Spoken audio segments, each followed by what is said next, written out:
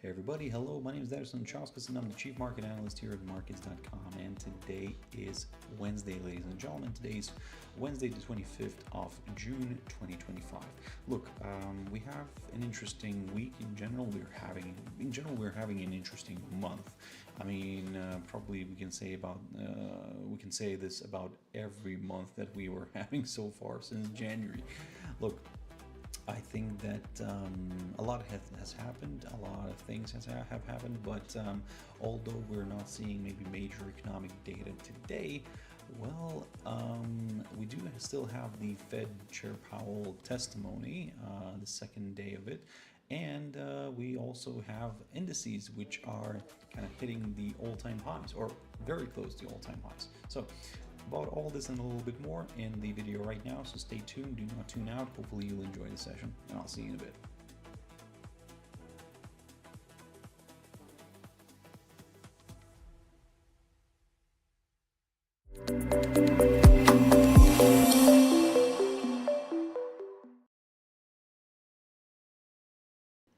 All right, ladies and gentlemen, hello, and good morning. My name is Darius Anucauskas, and I'm the Chief Market Analyst here at Markets.com. And today is Wednesday, ladies and gentlemen, Wednesday the 25th of June 2025. So yes, welcome everybody. Now look, we're going to talk markets. We're going to have a look what's happening. In general, there is a lot to look at in a way, but the markets are really enjoying the moment right now. So hey, but before we jump into any of the action, let's quickly have a read through our risk disclaimer. So the content we produce does not constitute investment advice or investment recommendation and should not be considered as such. This material should not be taken as an invitation to acquire any financial instrument or product. I'll give you a few seconds to read the rest. I'm not going to disappear anywhere. So yes, I'm going to do my usual good morning in the chat room. Good morning, everyone. So whoever's watching this right now, if you're watching this as a recorded session, hey, that's fine. You can always drop a comment. In general, everybody, this show is meant for you to ask questions if you wish. Like I said, just to kind of, if something is of an interest to you, then yep, let me know. I can take a look at it, and then we can go from there. Look. Wanted to show something else here as well very quickly. Just bear with me one moment. Yep, because basically we are going to be holding, or I will be holding a webinar tomorrow, and to which you can join in. So let me just put this one on, prepare the screen just one moment. So that's the one. So basically this is where you can find the link in the description of this video. Basically this is the webinar that's going to be held tomorrow on Thursday, 16 GMT plus 3 times. So check out when that time is at your place. I will also drop the link here into the chat, just for the convenience, so you can check it out. And for now, like I said, hopefully to see you there. Hopefully you'll enjoy it. It's just going to be like a casual webinar, for you to attend. It's going to be live, so feel free to join. Now look, also just a quick mentioning of our Markets.com website, which you can always check out for more information about us. If you have any questions, reach out to us. We'll be more than happy to assist. So now then, ladies and gentlemen, so let's have a look at what's happening with the markets in general. Japanese Nikkei225, the cash index. And by the way, right now, I'm going to be staying on the cash index because I want to see what's happening right now, because we're very close to all-time highs. And yeah, that's something that I was talking about before. And well, I'm quite happy about this. But okay, with Nikkei, we're still further away. Don't get me wrong. With Nikkei, I think the problem is that we saw some officials, let me just find the news, the BOJ's board member Naoki Tamura said that central banks should consider further interest rate hikes without delay. Look, in terms of Japanese inflation numbers, because he was talking about inflation. However, the inflation right now is at 3.5%. The latest number that came out was at the May number that came out was at 3.5. Look, in general, the numbers are declining because if you take the peak of January, which was at 4%, the January number that was at 4%, we are now on a decline. So in a way, what kind of what kind of rate hike are we talking about in that case? Everything's fine. Inflation is dropping, getting closer to maybe 2%. But would you say, is it getting closer, or actually is it still further away? Well, I would say it's further away still. So there is a possibility of a reversal back to the upside here. And in a way, given that we saw crazy oil prices during the month of June, although those have kind of eased off a little bit, but still the oil prices were elevated. But I'll jump into commodity world in a bit. Yes, there is fear that inflation could rise again. Meaning that the BOJ will have to go for a rate hike, and that could kind of damage the upside acceleration here on Nikkei225. However, let's not rush into the conclusions yet. For now, I am targeting this downside line taken from the highest point of July of 2024. This is what I'm aiming for, and I kept on talking about this for quite a while now. Then we'll see. If we do clear this one, great, wonderful. I'll go to the upside. But if we don't, I think that maybe a little bit of a retracement back down here could be possible. However, at this point in time, my downside scenario clearly sits below, on a break below these EMAs first, and then we could, kind of take it from there.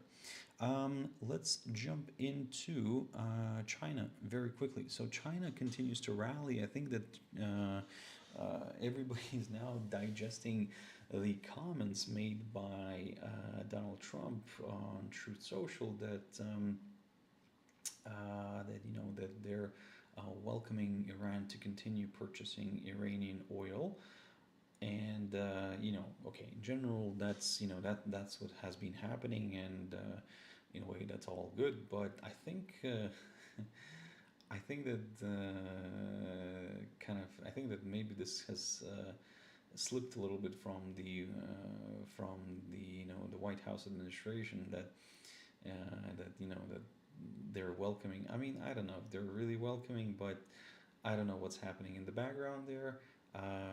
Certainly, on one side, you have the new U.S. leader who is trying to impose tariffs, and we know that the tariffs, the deadline, the 90-day pause is coming in at the beginning of July, on the 9th of July. And on the other hand, he's kind of praising China for, to continue purchasing oil from Iran, which will kind of make, Chinese goods cheaper. And look, we can interpret that whichever way we want. But we can stay with the same probably idea that, look, if suddenly China stops, let's say, buying Iranian oil, which is cheaper, then it will have to buy the oil on the kind of the free market, right, which is more expensive. So then we're already seeing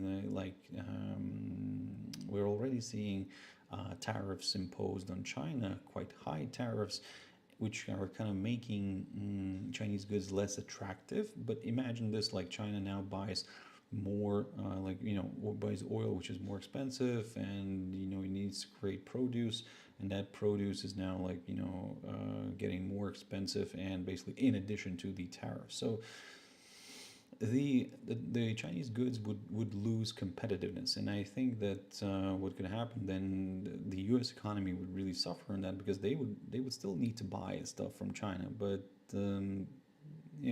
it's your iPhones and your other gadgets and everything would become very, very expensive, and that's where the issue arises. So it could actually cause a major inflation. Or not major maybe, but much higher inflation, in the in the US, and this is where kind of the Fed would actually not do any possible rate cuts in the until the end of this year. So in a way, this is not what the White House administration wants. They want to see those cuts, but they're not getting them right now. So that means that we are, they have to kind of allow China to buy cheaper oil in a way, because like I said, it will have its knock-on effect going forward. And this is where, what is welcomed by the Chinese market, by the Chinese investors. And there we go, boom, beautiful push to the upside. We are approaching this key area of resistance around the 13,800 zone here. So I need to see a clearance of that area in order to go higher. But initially, look, my first stage was achieved. This push above the 13,555 territory. We cleared that beautifully. And then, yes, we aimed for this area.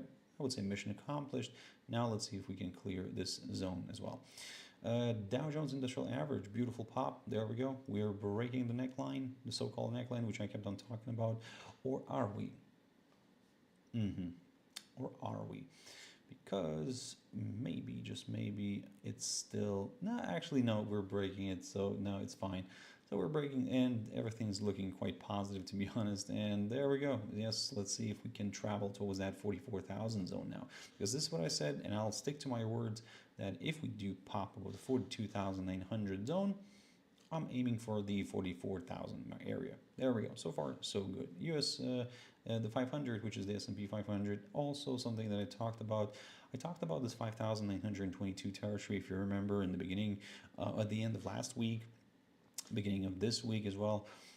I said if we do clear this, then yes, I'll go lower. But if we don't, this could be a nice plateau for the index to rebound and push higher.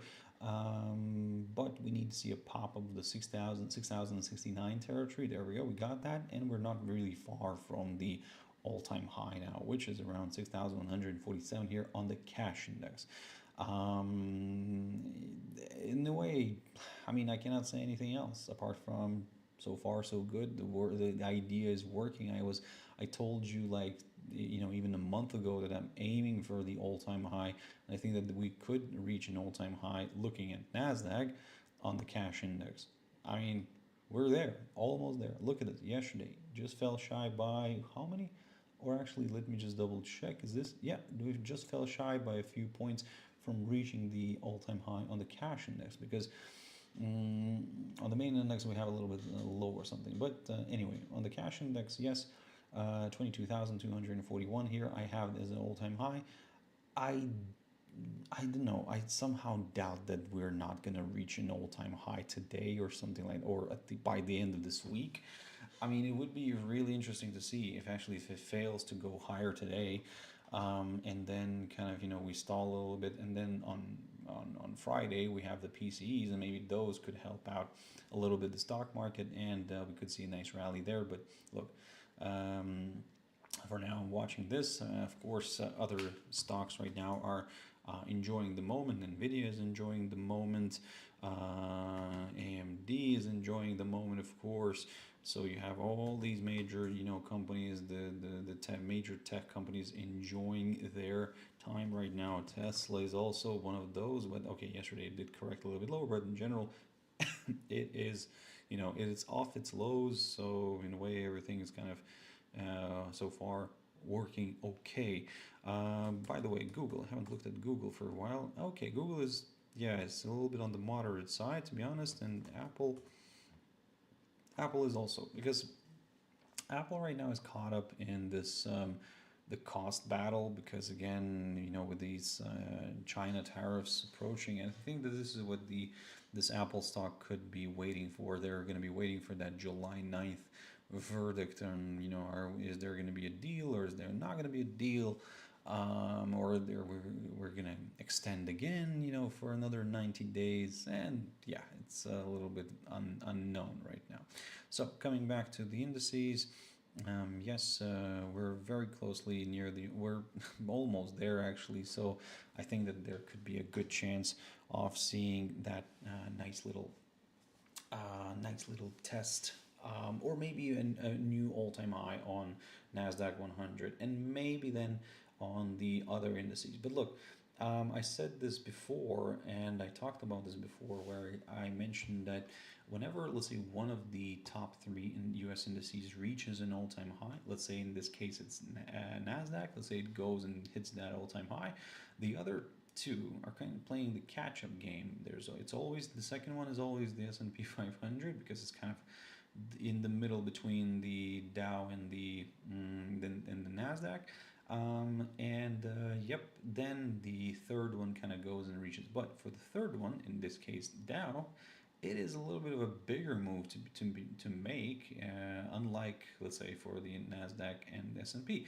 However, if we're following the same logic that it should reach also an all-time high, then that means that Nasdaq and the S&P are actually praised for for actually higher moves here into uncharted territory, especially Nasdaq.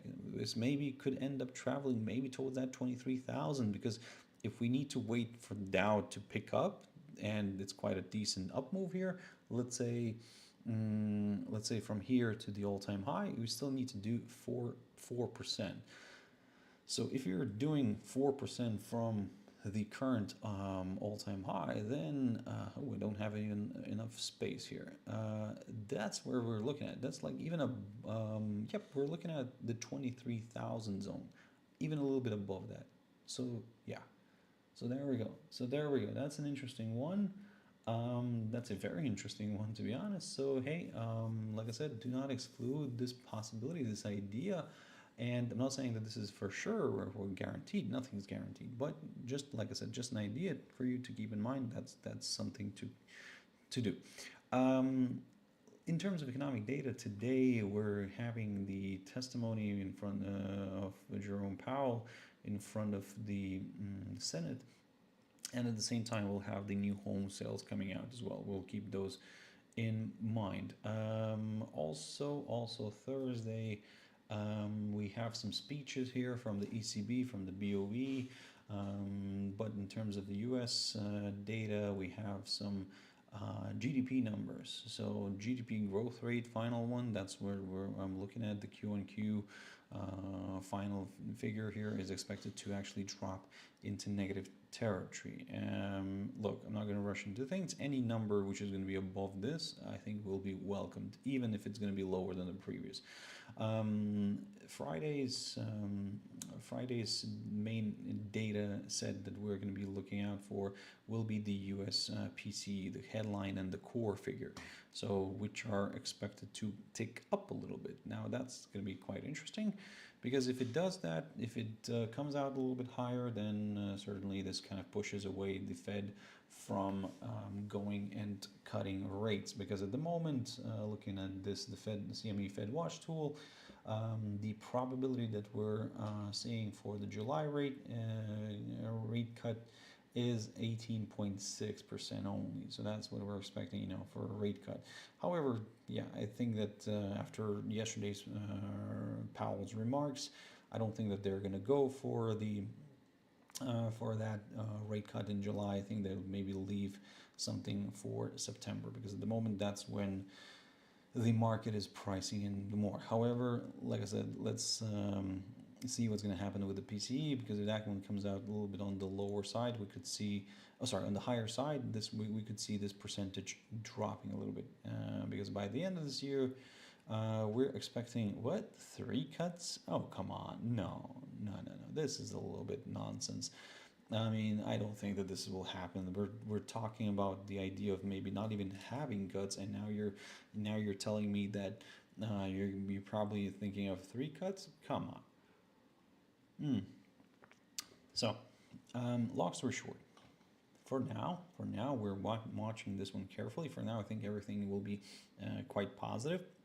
I think we'll see indices rallying nicely up until next week, probably, because next week up until Friday, look, we'll have the on next week on Friday we'll have the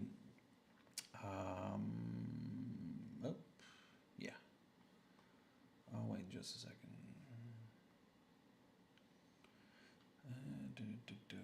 What am I looking at here? Where's my economic calendar? Yes. So basically, yeah, on Friday we'll have the non-farm payrolls. We should have. Where is it? Where are those? Where are those non-farm payrolls? Is that not going to be the next? Wait.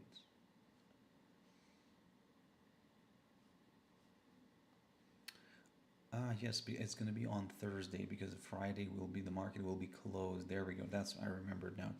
There's a big celebration in the U.S., so the non-farm payrolls will be delivered on Thursday. Don't forget that, ladies and gentlemen. Just be careful how you position your trades. But look, that's what the market will be keeping a close eye on.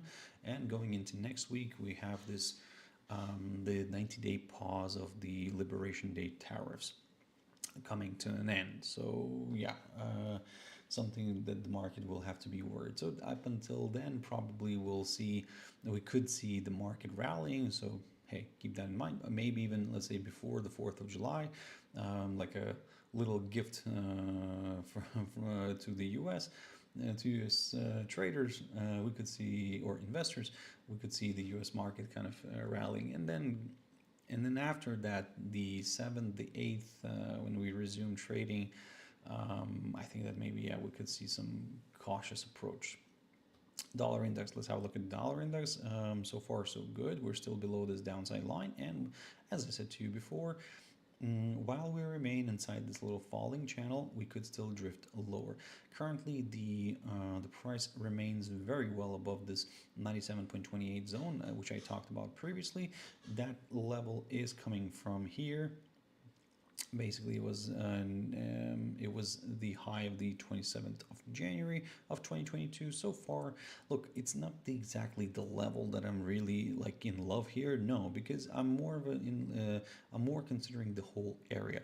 If we clear it, if we drop and we drop below the current lowest point of June, then yes, a new forthcoming lower low would be confirmed, and then we could, in a way, start considering much lower levels. But at this point, for now, yes, let's not rush into things. Let's keep an eye on this, and if we do drop below that 97, or in general, if we do drop below the $97 mark, then yes, that is opening the door to some lower levels. For now, I don't see the Fed kind of going for hikes, and of course the fact that they're also not very eager to go for cuts, that of course could in a way support the US dollar. But I think the only thing that could support right now the US dollar is the conflict.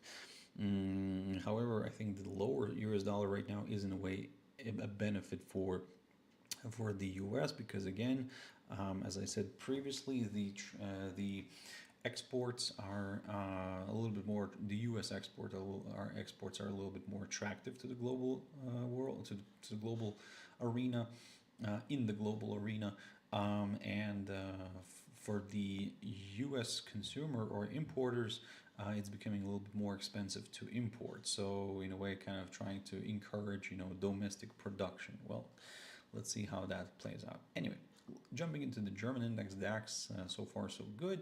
The index is trading a little bit lower right now, but in general, it is fine. I think yes, this is what I wanted. I like this chart more. So cash indices are nice and everything. They're probably better for after hours, or after or out of hours trading or analysis. But the main index here during trading hours, yes, we can see that we are getting a slight hold up near this 23,740 zone. So if we do clear this area, I will go to the upside. Pretty straightforward. For the downside, the same analysis is valid.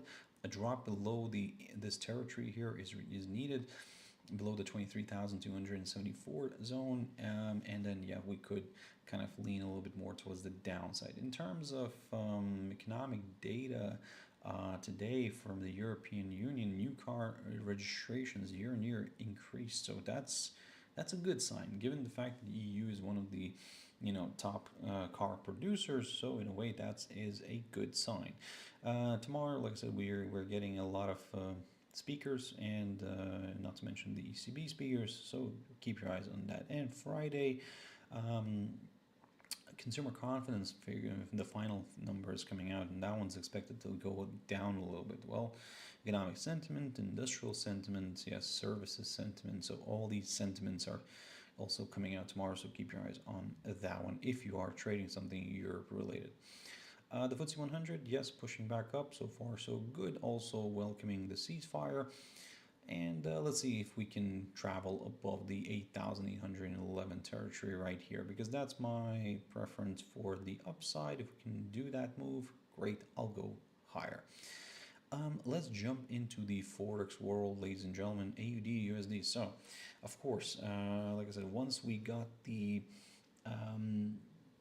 ceasefire between Iran and Israel, then we saw a diminishing demand for the US dollar, and risk-on environment got back into the agenda, and yes, of course, currencies like AUD and NZD started pushing nicely to the upside. So far, basically, we're now back into the so-called this rising wedge pattern, which I talked about previously. So yes, so far, I think that we could see more upside here. And at the moment, while we remain above the lower side of this rising wedge, I will aim to the upside.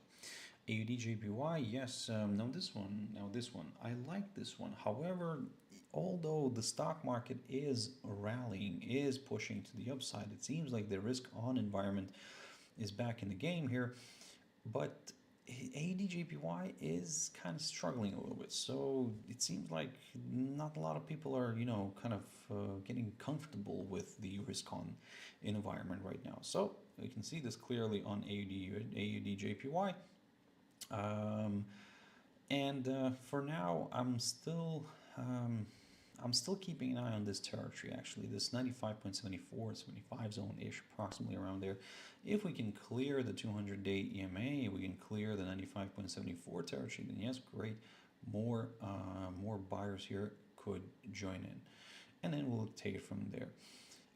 For the downside, I would prefer to wait for a drop below all my EMAs, at least in the beginning, in order to start shifting my attention to some lower areas.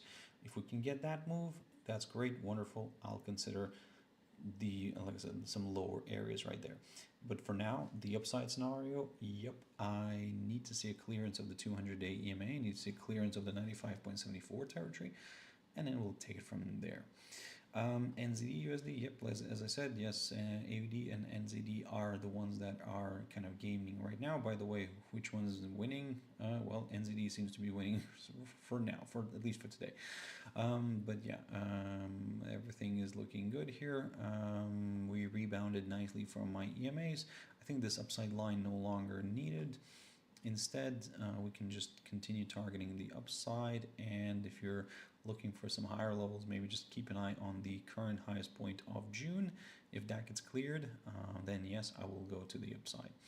USDJPY, we drifted back down, but then we tested this broken trend line, which is drawn from the highest point of January of 2025, and we retraced, we tested it and we rebounded a little bit. So basically this is kind of in line with my idea, which I keep on talking about.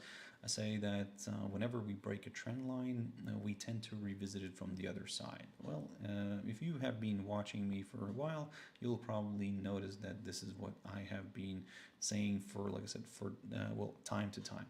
And for now, I am looking at this from the positive perspective.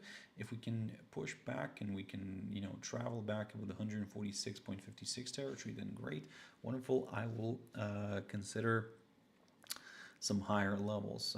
At the same time, if we pop above the 100-day EMA, then yes, I will consider some higher levels, and I'll aim for the 200-day EMA.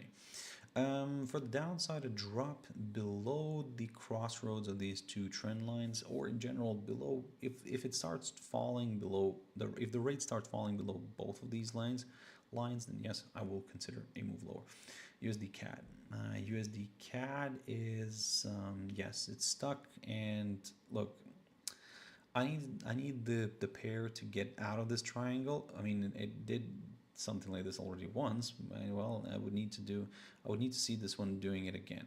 If we can get that move, wonderful. We could see a move to the downside here. USDCHF, there we go. Beautiful, very, very beautiful. And we are ready to drop lower, as at least it seems like that. Look, from the beginning of this year, let's have a look. From the beginning of this year, after peaking here in January, we have the US dollar has declined against the Swiss franc by 12.5% at least. So the question is how much more, how further to the downside. And look, if we do drop below this territory right here, the 0.8038, we're kind of entering territory which we last time saw back in 2015 when the Swiss National Bank kind of untied their currency from the euro. It was sitting at 1.20, if I'm not mistaken, 1.20 or 1.25, something like that. And then they untied, and then yes, everything kind of collapsed here. Anyway, for now, yes, pointing a little bit more towards the downside. Let's see how that plays out. EURUSD so far so good. We're sitting comfortably within the rising channel, and yep, we are flirting with this barrier, this 1.1631-ish zone. If we can clear this, area, then yes, I'll go for the upside.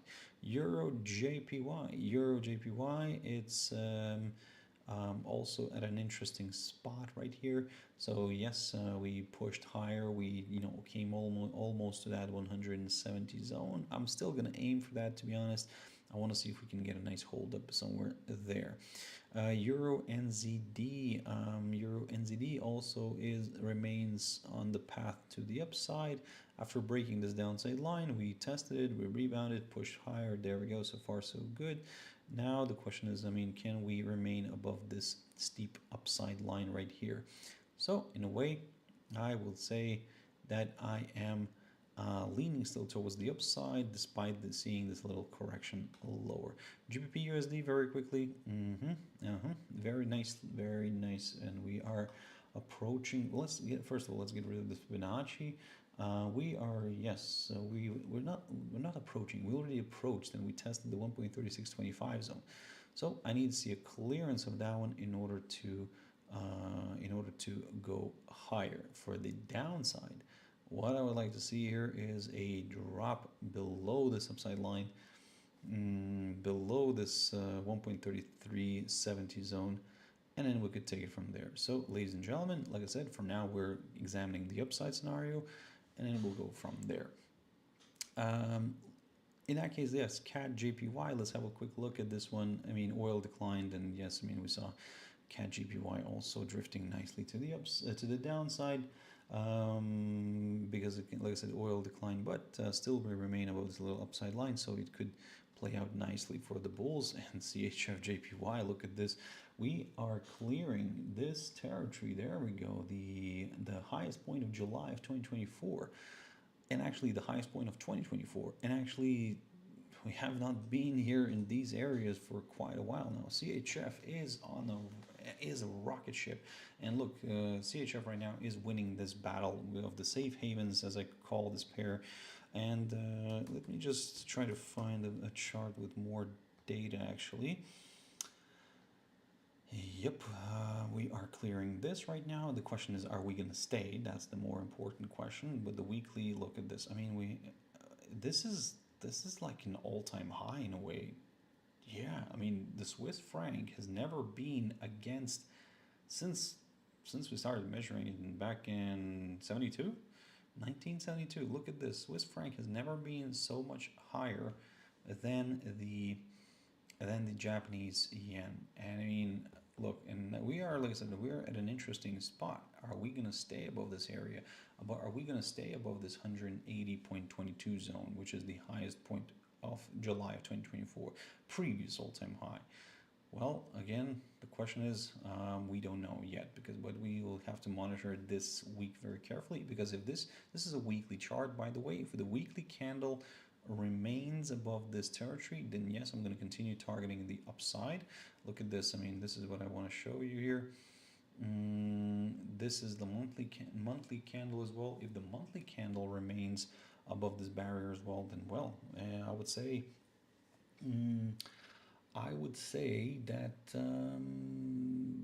we need to be, like I said, we need to be a little bit more on the careful side here, because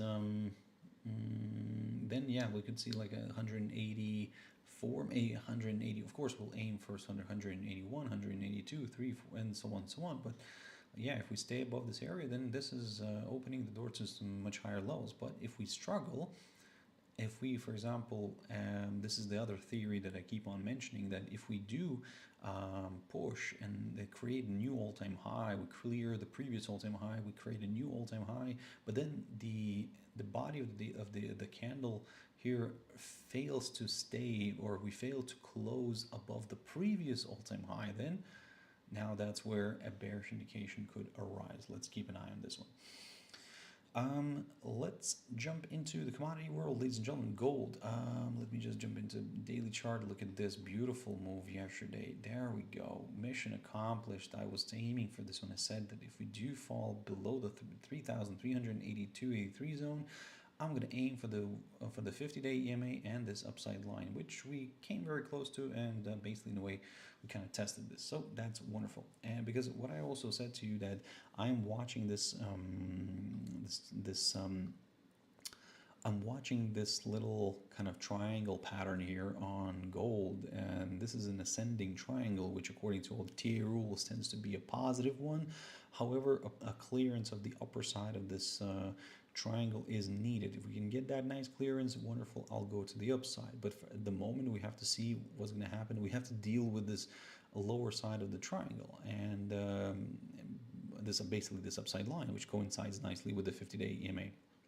So if that gets cleared, if we clear the 50-day EMA and we stay below it, then certainly this is opening the door to some lower levels, maybe towards this 3,167, 68 territory, which also coincides right now with the 100-day EMA. And in a way, we could see ourselves getting a nice little range here, but then the question, of course, is it like a double top, or is it a triple top, or whatever, and blah blah blah. But at the moment, we are first of all carefully monitoring this upside line together with the 50-day EMA. So far so good. Mission has been accomplished for me. At the moment, I'm chilling. I'm not really touching this, but I'm really carefully observing it. Silver also declined a little bit, but still stayed above the 35.44-45 zone right there. If we continue to trade above that area, then yes, I will consider a move higher. But I think now we need to relook at it. Relook at this, and maybe this could be the little barrier, the 36.20. If we can push above that, then great.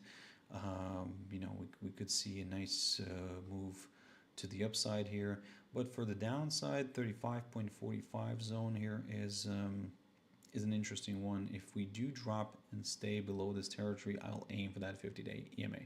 Very quickly on Palladium, what's happening here? Just a quick glance, basically. So okay, that's fine, but somehow we're bouncing around near this hurdle. Okay, 1,075 zone. Interesting.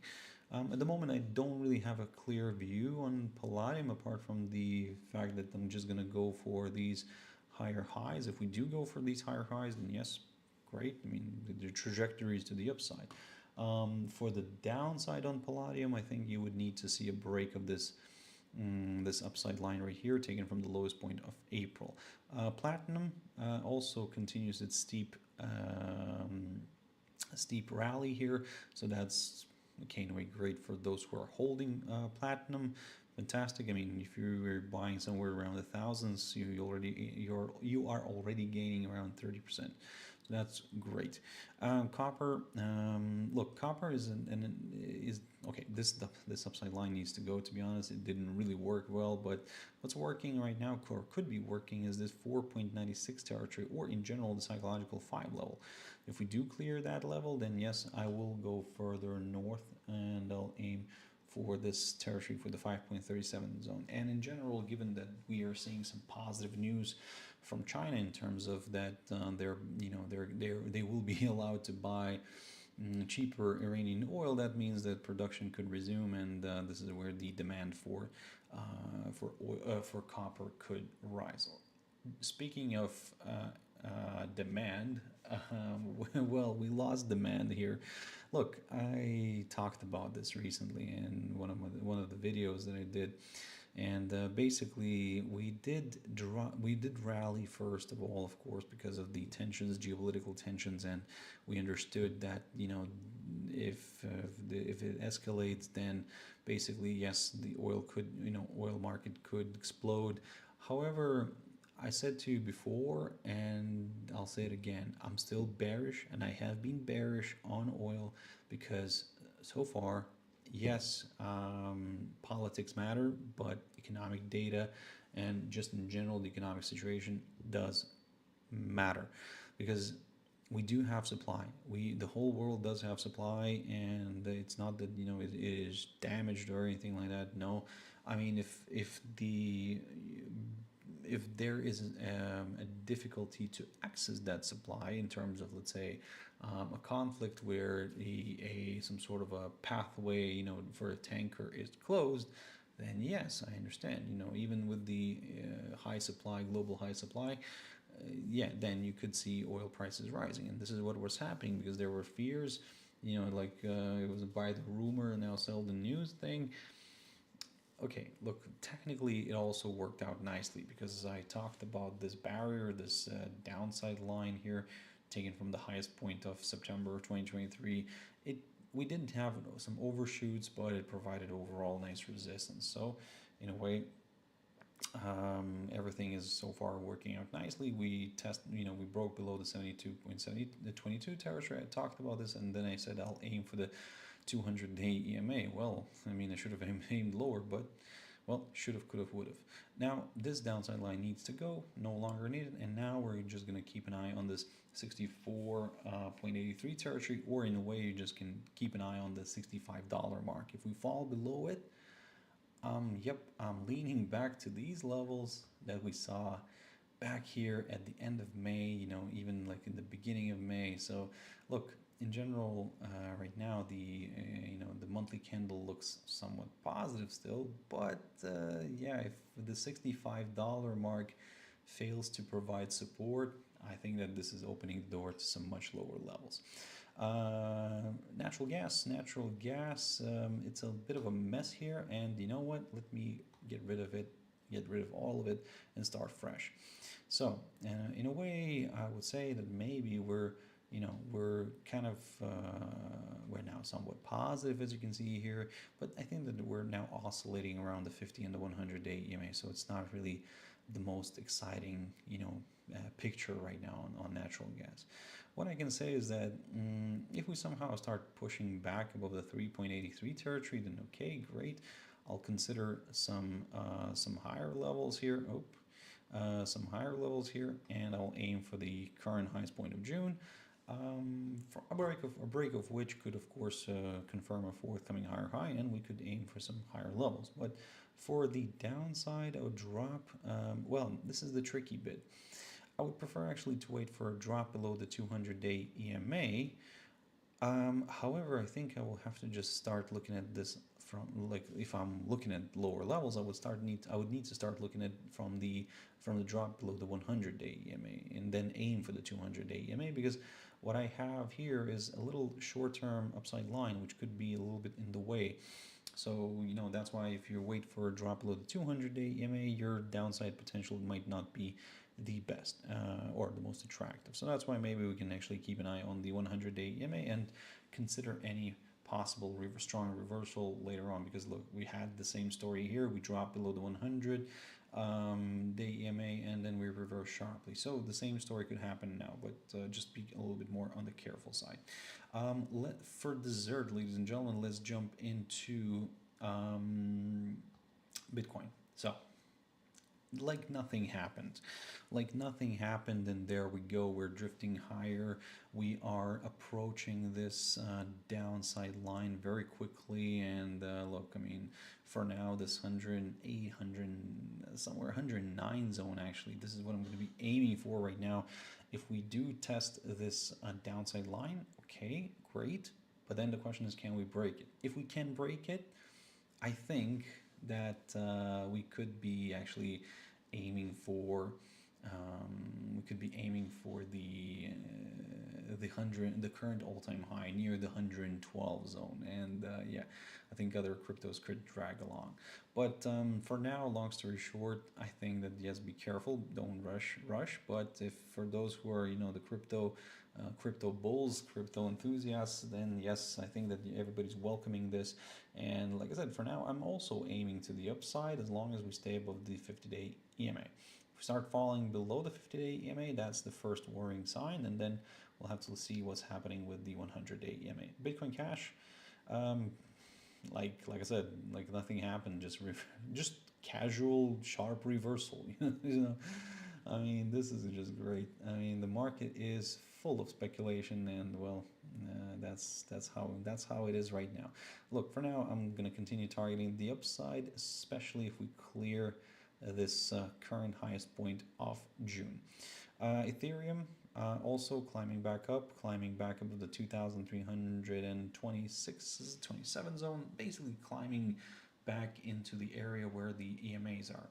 So if we do continue to trade higher here, I mean, or let's put it this way, if we do push above the EMAs, I will go to the upside, pretty much straightforward. We climbed back above this upside line, so on a daily chart, you'll see this this kind of weird move here. Yes, it kind of was working out initially, but then look at this on a week. Then this week's candle here is totally kind of eliminating last week's candle, and yeah, what can I say? For now, it seems like we are recovering and we don't care. Now we're welcoming just that ceasefire, and that's it. Ripple also pushed back up, climbed back above the psychological 2 level, and yeah, we're now testing the 50 and the 100-day EMA.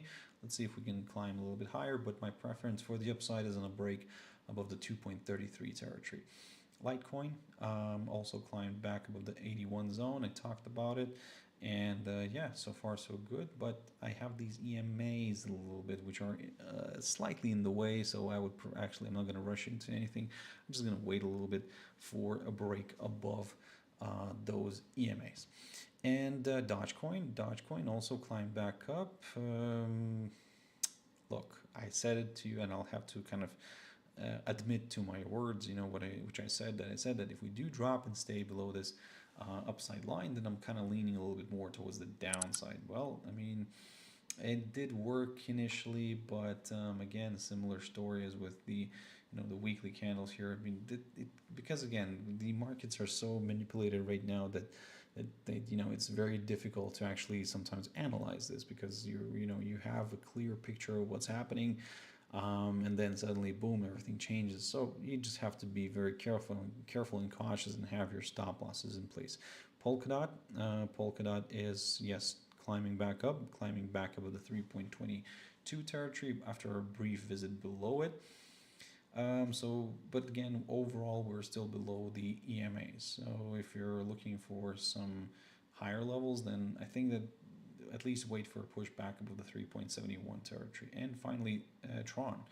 Beautiful. I'm starting to like this crypto, and yep, look at this beautiful, very technical rebound from this territory, from the highlighted zone, from the 100-day EMA. Climbed back above all the all the EMAs were above the 50-day EMA. However, I would prefer to wait for a push above the 0.2786 zone here. If we can get that move, wonderful. I'll go higher. Ladies and gentlemen, that is a wrap. So once again, very quickly, just don't forget to join the webinar tomorrow. Yes, if you have time, so I would really appreciate your presence there. So like I said, you can find this link in the comment section here, and you also can find this a link in the description of this video. So, ladies and gentlemen, thank you very much for watching and listening. I really appreciate your time, your views, your likes, your comments, everything. And as always, stay safe. Have your stop losses in place. Risk only what you can afford to lose. Don't overtrade, and everything will be fine. And I'll see you hopefully tomorrow in the webinar. But if what, I'll see you on Friday on my morning Markets Talk show. Thank you very much, and bye-bye.